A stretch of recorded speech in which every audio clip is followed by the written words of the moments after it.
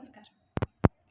वास्तुशास्त्रानुसार एक नियम असा आहे की जेव्हा दरवाजाची आपण चौकट बदलत असतो, दरवाजा खराब झालेला असतो किंवा उंबरा बसवत असतो किंवा अन्य कारणानं आपल्याला चौकट बदलायचा योग येतो.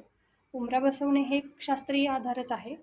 प्रत्येक चौकटीला हा उंबरा पाहिजेच, नाहीतर ती तिरकट होऊन जाते.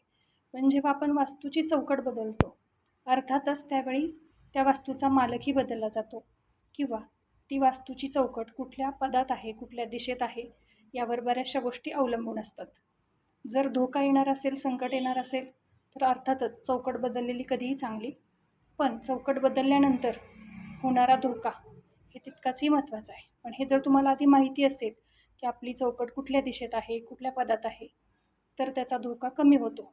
म्हणजेच आपल्याला माहिती आपल्यावर संकट येणार आहे आणि आपण ते संकटाच्या पूर्वी जर तयारी केली, तर ते संकट साहजिकच आपल्याला घासून निघून जातं. म्हणूनच प्रत्येकाने आपल्या वास्तूची चौकट कुठल्या पदात आहे, कुठल्या दिशेत आहे, हे जाणून घेण्यासाठी संपर्क करा.